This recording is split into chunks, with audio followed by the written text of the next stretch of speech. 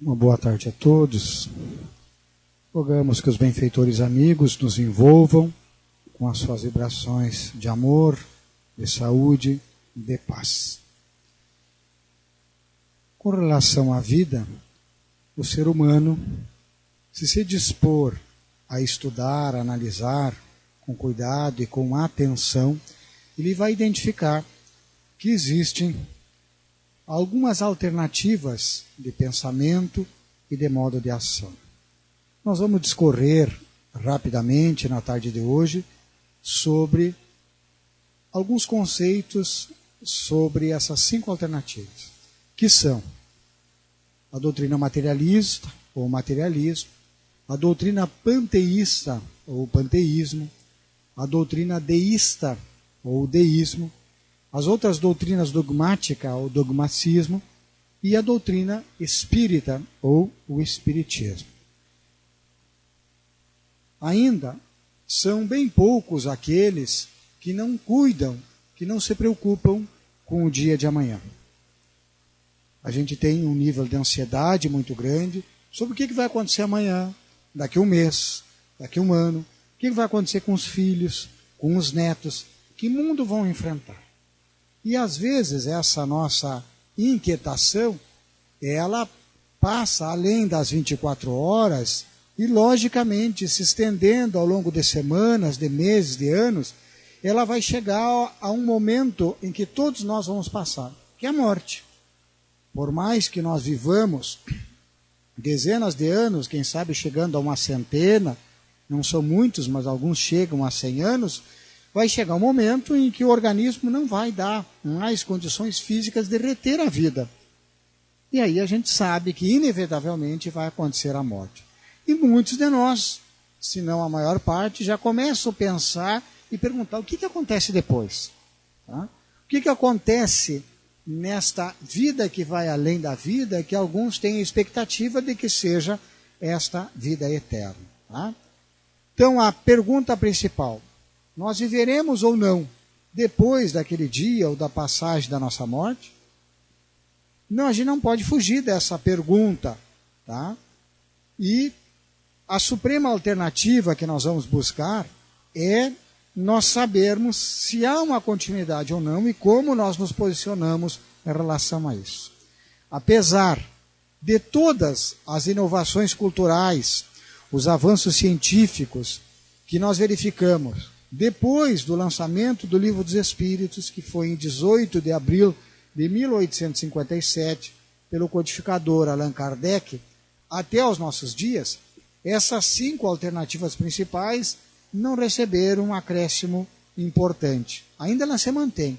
Pode ter mudado algum rótulo, alguma palavra, alguma forma, às vezes até mesmo a posição nessa lista de leitura, mas ela continua sendo. Ou nós somos materialistas, ou panteístas, ou deístas, ou temos algum dogmatismo, ou nós buscamos a lucidez que a doutrina espírita nos apresenta, como vamos discorrer. Então, nesta última linha dentro da doutrina espírita, também já encontram as grandes doutrinas reencarnacionistas que já existiam na época de Kardec e também algumas escolas que surgiram depois, tá? Inspirada também nos princípios espíritas, com mais alguns ramos do espiritualismo e também mesmo dos estudos da teosofia. Tá? Então, a doutrina espiritual materialista, a primeira para a gente analisar. Nós sabemos que a doutrina materialista diz que a inteligência que nós temos do homem ela é uma propriedade da matéria. Ela nasce e morre com o organismo. Quer dizer, no momento que eu nasço e vou desenvolvendo, eu apresento o nível de inteligência, quando eu morro, desaparece essa inteligência e essa consciência. Não existe mais nada. Acabou. Além de virar a pó, tudo o que nós éramos, os sentimentos e essa percepção de individualidade que nós temos, ela desaparece. Então, antes da gestação, ou principalmente da concepção da vida, nós não existíamos. Nós, essência, não existia alma. Tá? E também acaba na morte e não existe mais nada. O corpo não perde a estrutura e a consciência, o cérebro, se desorganiza e a pessoa simplesmente desaparece, ficando talvez alguns dados, algumas marcas na história para a posteridade. Qual é a consequência disso? Não sendo o homem senão matéria, o homem não tem de real e de invejáveis senão os gozos terrestres. É aquele que diz, na vida a gente leva aquilo que a gente aproveita. Quer dizer, não leva, é só aquilo que a gente curte no momento, porque depois até mesmo aquele gozo perdeu o sentido, porque ele não existirá mais. As afeições, as nossas conquistas morais são efêmeras. Os laços familiares, eles se rompem com a morte, para sempre, porque não existe mais. Tá? As misérias da vida não têm nenhuma compensação. Algum sofrimento, sofreu, ficou. Tá? Também não há uma esperança para que a gente melhore do sofrimento, da continuidade, de uma justiça, de uma nova oportunidade. É inútil qualquer constrangimento para a gente vencer as nossas más inclinações. De que adianta a gente se esforçar para ser bom e que tem que fazer força assim? Se isso vai desaparecer, se não vai valer nada. Que motivo me faz eu ser ético, eu ser moral, se de um momento para outro tudo vai acabar? As consequências, as responsabilidades pelos atos terminam naquele momento da morte. Tá? A gente deve viver para si o melhor possível enquanto dura a vida terrena. Seria uma estupidez nós contrariar as nossas tendências inatas e a nossa busca de gozo, a gente sacrificar a nossa comodidade, os nossos interesses e o bem-estar por amor, por solidariedade e por fraternidade. Não tem muito sentido. Para que eu vou me sacrificar em prol do outro se isso aí não vai ter consequência nada no futuro? Isto é, porque quem há de ser ajudado, ou nós mesmos, vai terminar mesmo, não vai existir. Os deveres sociais ficam sem um fundamento. O bem ou o mal são coisas então, que são meio que inventadas e apenas para ter uma contenção social, uma organização. E tudo fica reduzido à ação material da própria lei da matéria e da lei civil, conforme nós vemos. A segunda alternativa é o panteísmo. Tá? E o panteísmo ele traz que um princípio inteligente, a alma, ele é independente da matéria. Ele está espalhado por todo o universo, mas ele se individualiza em cada ser durante a vida. Quer dizer, há um todo, uma entidade que engloba todas as almas. Quando você encarna, ele ganha uma individualidade.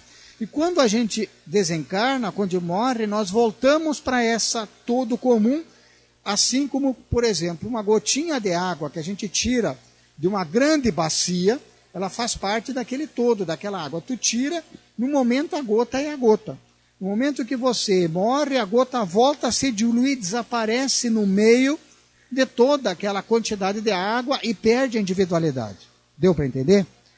Então, assim, qual é a consequência? Sem uma individualidade e sem consciência de si mesmo, é como se o ser não existisse.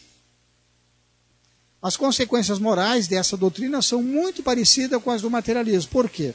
Eu não tenho mérito, eu não tenho responsabilidade, que se dilui no todo. Tá?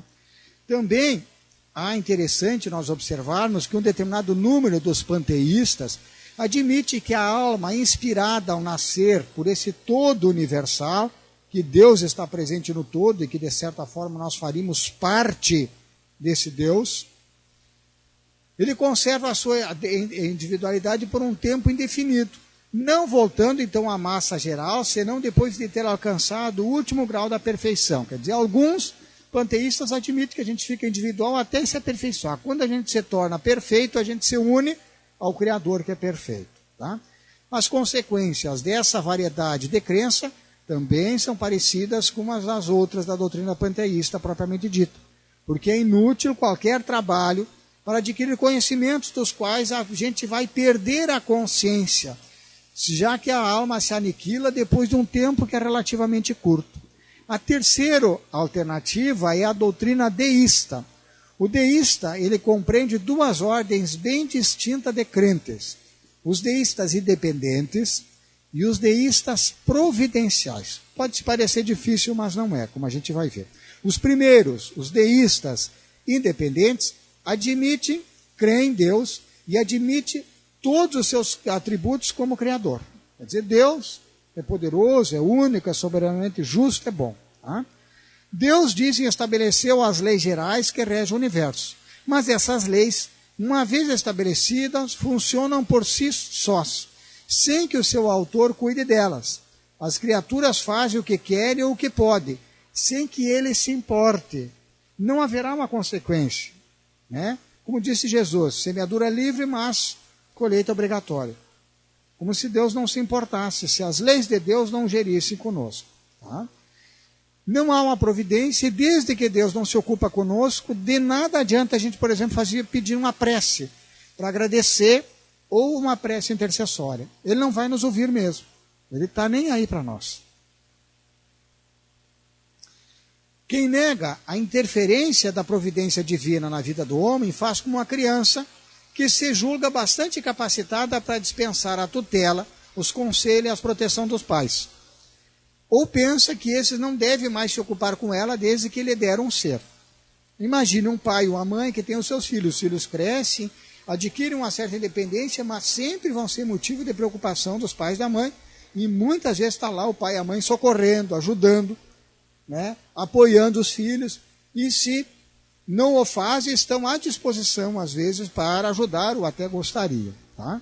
Sob pretexto de glorificar o Senhor, muito grande, dizem os deístas, para se abaixar até as criaturas, fazem dele um grande egoísta, rebaixando ao nível dos animais, que abandonam os filhos aos azares da vida, como se fôssemos filhos de perdiz, que descascam, os filhos saem pelo mundo e a mãe não tem nenhum vínculo, né? Os pais não têm nenhum vínculo. Tá?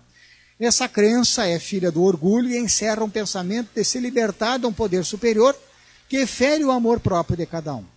Ao passo que uns recusam reconhecer aquele poder, né, no caso os materialistas, outros aceitam a sua existência, porém condenam a nulidade, que não tem muito sentido. Há uma diferença essencial entre esse deísta independente, que nós falamos até agora, e o deísta providencial. Esse crê que não somente na existência e no poder do Criador, como também em sua intervenção incessante na criação.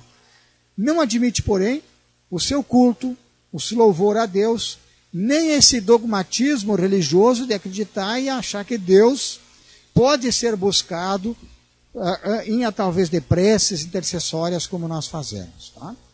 As doutrinas dogmáticas, elas admitem que a alma é independente da matéria, que ela é criada para cada ser individual, ela sobrevive à morte e conserve a sua individualidade depois dela. Tá? O seu destino, entretanto, dizem que naquele momento que morreu, ele está inexoravelmente traçado. Morreu e a alma vai ser julgada, né? Condenada a uma felicidade eterna, quer dizer, premiada por uma felicidade eterna, se agiu bem, ou condenada a um sofrimento por toda a eternidade, se contrariou as leis de Deus. Mesmo que tenha sido por ignorância, mesmo que tenha fatores atenuantes, mesmo que tenha diversas variáveis a serem estudadas, o Criador não daria outra alternativa. Tá? Os seus progressos anteriores são nulos, sendo por conseguinte intelectual e moralmente, e para sempre o que acabou na vida dele. Mesmo que ele tenha errado num determinado aspecto, não importa o quanto acertou.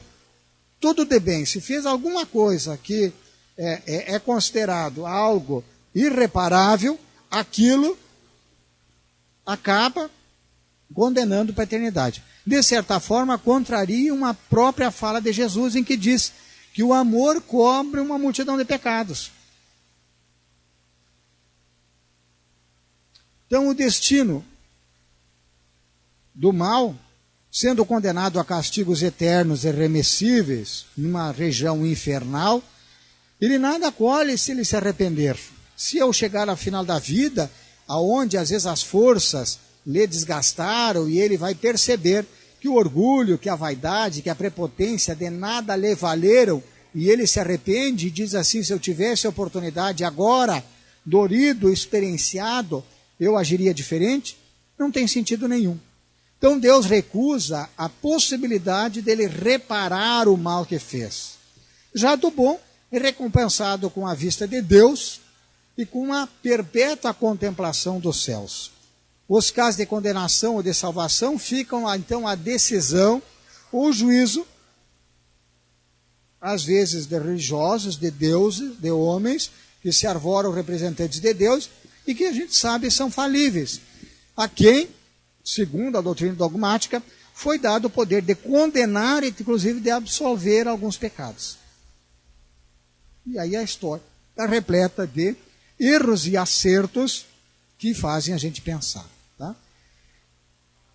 Importante nós notarmos que se essa última proposição for negada, que Deus julga em última instância, ele nos responderá a quem é perguntado.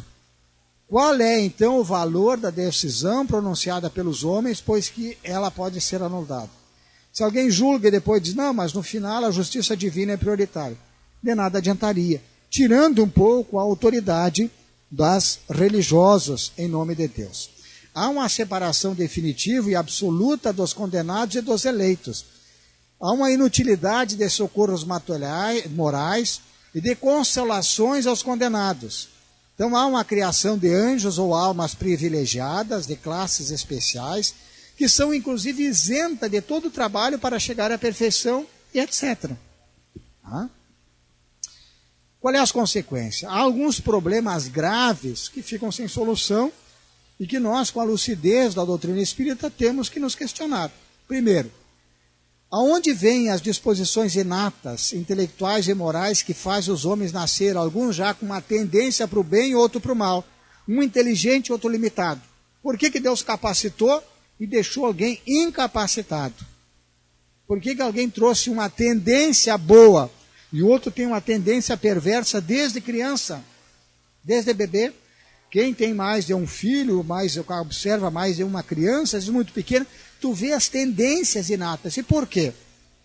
Será que aquele que trouxe, então, um talento já para o bem, não foi de alguma forma beneficiado para Deus? Será que aquele que trouxe parece que uma sementinha de mal ainda, que já teima tão precocemente em germinar? Se Deus criou ele no instante do nascimento, será que Deus não errou na fórmula? Botou um pouco a mais de um fermento, deixou com muito sal? O que houve? Tá? Qual é o destino dos que morrem na infância, por exemplo? Tá? Talvez, como algumas doutrinas dessa dizem, que quando se morre na infância, não teve oportunidade de pecar, se vai para o céu, seria melhor a gente morrer na infância, porque não teria que passar por esse mundo de aflição para ficar no paraíso. O mundo é de aflições, por que sofrer no mundo? Por que enfrentar adversidades e vicissitudes, como Jesus já disse, que no mundo nós teríamos aflições? Tá? Por que hão de alcançar a bem-aventurança, então, essas crianças que são alçadas ao céu, sem o trabalho, a que estão sujeitos aos outros e os riscos por longos anos? Porque hão de ser recompensados sem nenhum bem terem feito, ou hão de ser privados da felicidade perfeita, sem terem feito o mal, no caso dos que não são batizados e ficam no limbo, dentro de uma visão dogmática de religiões tradicionais. Qual é o destino dos loucos, dos idiotas, das pessoas que têm distonias mentais, que não têm consciência dos seus atos, que a gente sabidamente eles estão fora da razão, e às vezes já nascem com uma alteração, com idiotia, com uma alteração cerebral? Aonde está o cunho da justiça nas misérias e enfermidades de nascença? Alguém que nasceu cego? Quem pecou, ele ou seus pais, para que esse nascesse cego? Para que esse nascesse com essa deficiência? Surdo, mudo? Quando não são resultado de nenhum ato da vida presente, porque recém nasceu, não teve a oportunidade de pecar? Não seria justo se ele estivesse pagando por um pecado que foi dos pais ou de qualquer um antecedente dele? Qual é o destino do selvagem, de todos os que morrem por força maior, num estado de inferioridade moral, que não receberam oportunidade de esclarecimento, em que os colocou numa natureza ainda limitada, se não lhes é permitido progredir e receber iluminação e consciência? Por que Deus criou uns mais favorecidos que outros? Alguns têm tanta facilidade, outros tanta dificuldade. Um nasceu numa família estruturada, amorosa, e o outro nasceu abandonado, maltratado, descuidado, sem valor e sem orientação. Por que chamar da vida também prematuramente os que poderiam progredir se vivessem mais tempo? uma vez que não lhes é dado fazê-lo depois da morte, morreu, acabou. Por que a criação de anjos sem nenhum trabalho elevado à perfeição, quando o homem é submetido às mais rudes provas, e que tem mais provas, em quem tem mais probabilidade de sucumbir do que sair vitorioso? Quanto maior a dificuldade e a quantidade de prova, maior a chance da gente errar e não conseguir passar. A doutrina espírita, que nos apresenta uma alternativa talvez mais lúcida e racional na nossa visão, ela apresenta então o princípio inteligente, a alma, como independente da matéria. Então a alma já existe antes da formação do corpo e sobrevive à morte do corpo físico. O ponto de partida é o mesmo para todos, sem exceção. Deus nos criou simples em ignorância, mas com um potencial, com a lei de Deus na nossa consciência para desabrochar pelos esforços que fazemos para domar as nossas más inclinações e o arrastamento para o mal. Todas as almas são criadas simples e submetidas, então, a essa lei de progresso indefinido. Não há criaturas privilegiadas ou mais favorecidas que outras.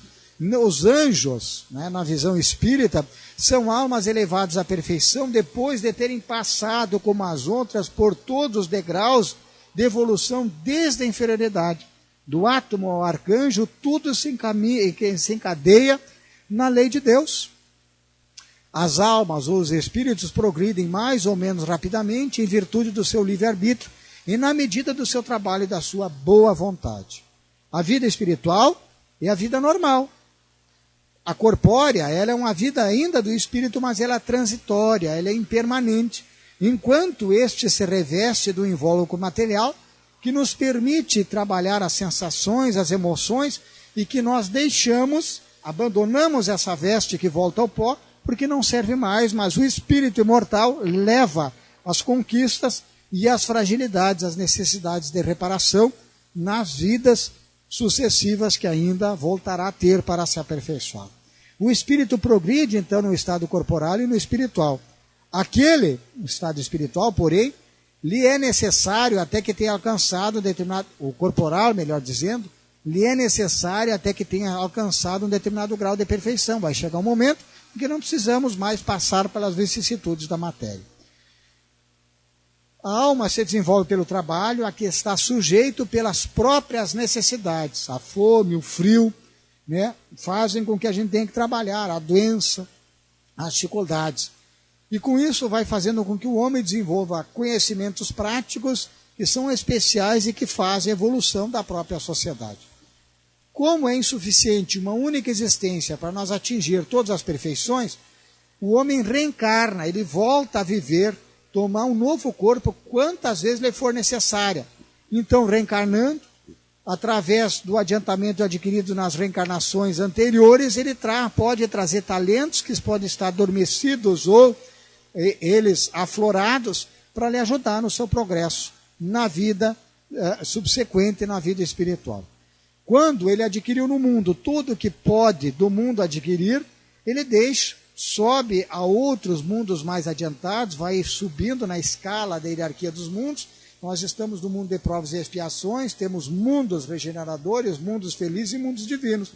E aí esses mundos mais avançados intelectual e moralmente, logicamente vai ter menos sofrimento e menos necessidade de materiais. Assim, a criatura chega à perfeição que lhe é facultada pelo seu próprio esforço. Então, o estado feliz ou desdita do espírito é inerente ao seu grau de adiantamento moral. A sua punição é a consequência do endurecimento do mal no seu coração, pelo orgulho, pelo egoísmo, pelo apego à matéria.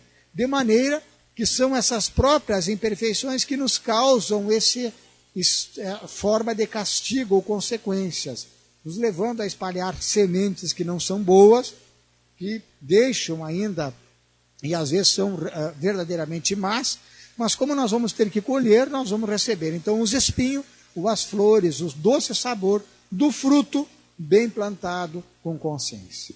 Nunca, porém, é importante que se diga, na visão espírita, é fechada a porta do arrependimento, por onde então nós podemos, quando quisermos, voltar ao caminho do bem e alcançar com o tempo todos os progressos. Os que morrem ainda criança podem ser mais ou menos adiantados, por já terem tido outras existências, nas quais puderam praticar o bem ou fazer más obras. A morte não os isenta das provas pelos quais devem passar, porque, a seu tempo, eles recomeçarão uma nova existência na Terra ou em outros mundos, inferiores ou superiores, segundo o grau de elevação de cada um.